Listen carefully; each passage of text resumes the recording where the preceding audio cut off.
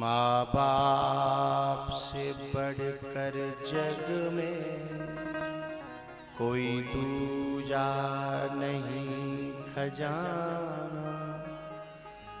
जिसने तुझे जन्म दिया रे दिल उसका नहीं दुखाना। जिसने तुझे जन्म दिया रे दिल उसका नहीं दुखाना।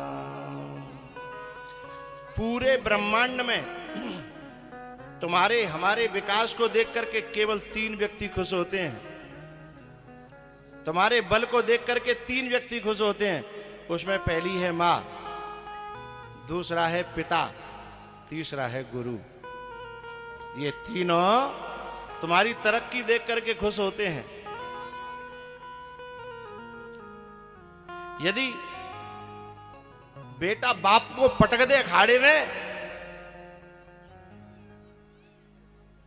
तो दुनिया की नजर में तो ऐसा लगता है कि पिट गया, गिर गया, लेकिन वहां के भीतर से देखो क्या खुशी का ठिकाना नहीं कि आज मुझे बेटे ने पटक दिया, आज मेरा बेटा ताकतवर हो गया है?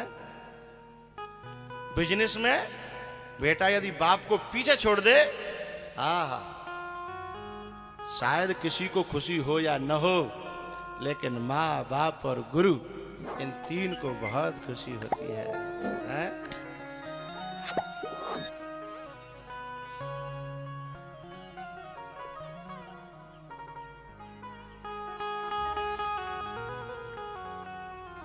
जिसने तुझे जन्म दिया रे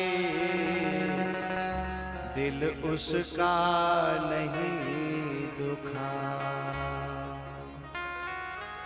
माँ बाप से बढ़कर जग में कोई दूजा नहीं खजाना।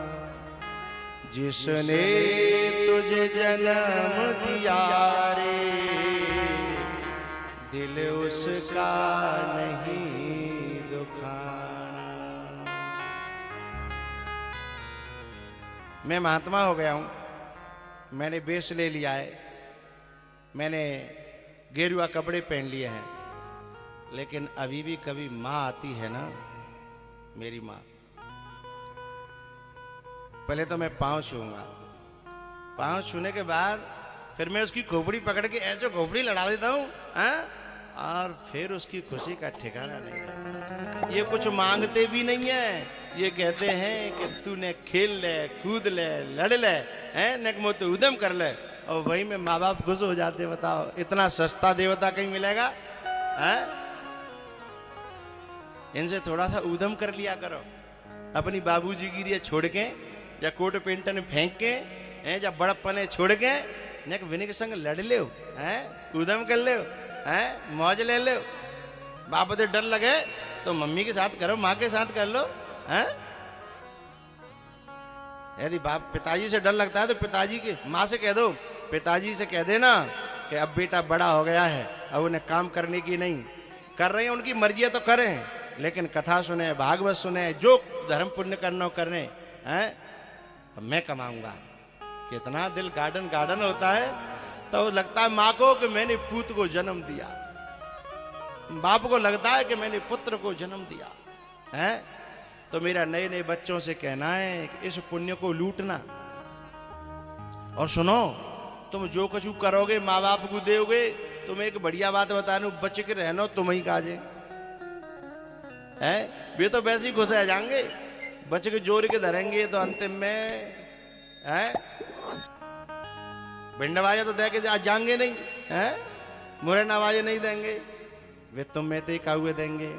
लेकिन जो तुम्हारी जो बहुएं आ गई ना, बे जो कहेंगी पतो ना तुम्हें देंगे कि नहीं देंगे, कौन छोटे न दे जाए हैं। लेकिन एक बात बताऊं, बे भले ही है सके तो कोई छोटो या बड़ो गरीब रहेगा होए, भाई पैसा दे दें, लेकिन जो असली दिल की दुआ है वो किसको दे के जाएंगे जरा बताना।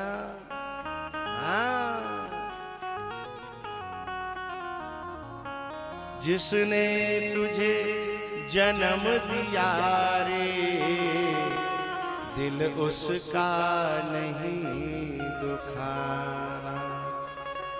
माँ बाप से बढ़कर जग में कोई दूजा नहीं खजाना। जिसने तुझे जन्म दिया रे, दिल उसका नहीं दुखाना। जिसने तुझे जन्म दिया रे, दिल उसका नहीं। क्यों राम सिंह के पिताजी नहीं है? कैसा साल है गए? 10 साल है? 25 साल जी। लेकिन आज उनकी जो आत्मा है ना, आज इतनी खुश हो रही होगी। अच्छा ये है जी। आज उनकी आत्मा यदि इधर होगी और देख रही होगी ना, उनकी खुशी का ठिकाना नहीं होगा कि मेरी औलाद बार बार धर्म के मार्ग पर इतना चल रही है, इतने बड़े बड़े काम कर रही है। हाँ? मुझे एक दिन विनोद ने बताया था कि गुरुजी बड़ो भैया है ना मेरो राम सिंह, बुझो कह रहा है कि जब तक मैं यहाँ संत ने भोजन नहीं करो तो मेरी कथा को का फल है, इसलिए संत ने भोजन मेरे यहाँ कराओ। तो मैंने कि जरूर कराओ भाई। जो व्यक्ति परीक्षित बना है वो व्यक्ति संतों का भोजन कराए, अतिथियों को भोजन कराए, तो ये बहुत बड़ी बात है, अच्छी बात है और होना भी चाहिए है? होना भी चाहिए। तो आज उनकी आत्मा है, आज उनका मन, आज उनका हृदय गार्डन गार्डन हो रहा होगा। तुम 2 भाई हो? 3 भाई हैं। हाँ।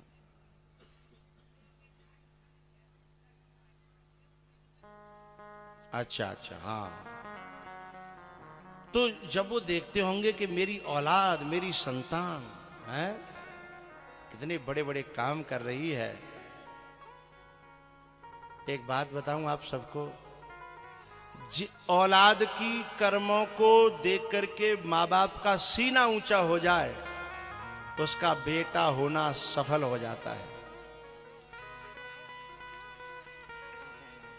और नहीं, संतान तो सुअरिया भी पैदा करती है, कुतिया भी पैदा करती है, जो केवल वो दूसरों पे भौंकने का काम करते हैं।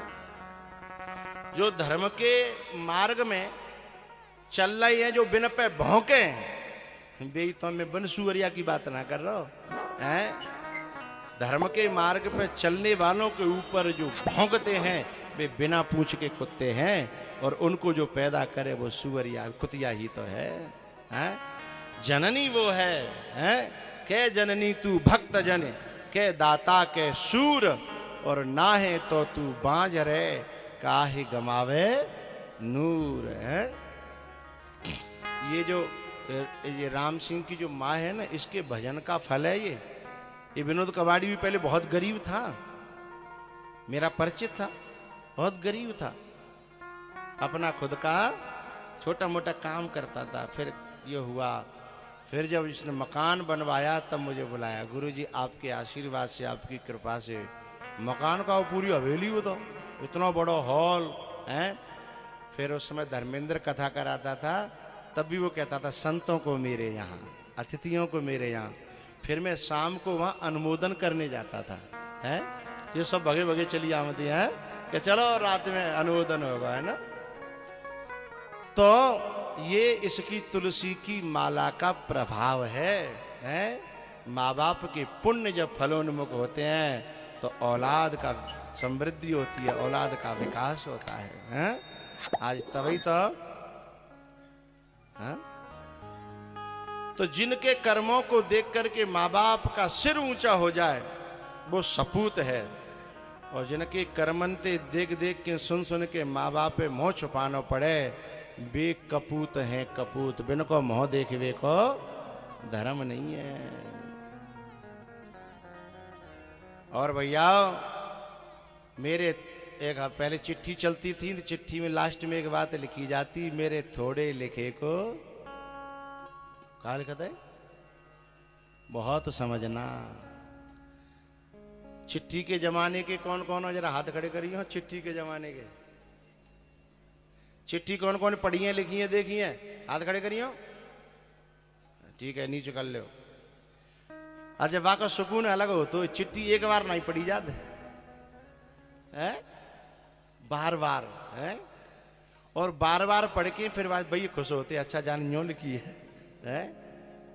चिट्ठी बार बार पढ़ी जाती थी।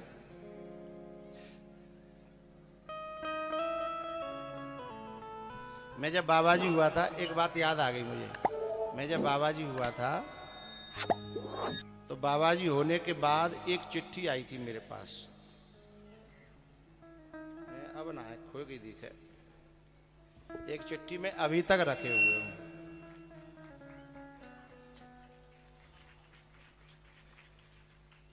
ढूंढूं, मिल गई मिल गई मिल गई। मेरी भागवत की फाइल में देखो एक चिट्ठी धरी है, जर जर रह गई है। कितना को दिखाऊं रे?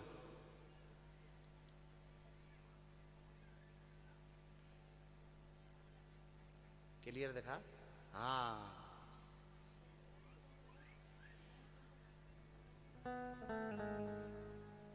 नहीं नाम मत दिखाओ, मेरा नाम जान जाएंगे लोग।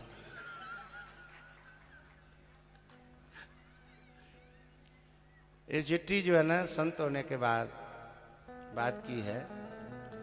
चिट्ठियों से इतना प्यार होता था, अभी तक ये चिट्ठी मैंने रखी है। लेकिन बाद में क्या लिखते हैं कि मेरे थोड़े लिखे को बहुत समझना। इसलिए मैं आपसे कह रहा हूं, मैंने बच्चियों के लिए, बच्चों के लिए, सबके लिए जो बातें कही हैं, तो समय का अभाव था, नहीं मैं और बढ़ाता। इसलिए थोड़े कहे को बहुत समझना।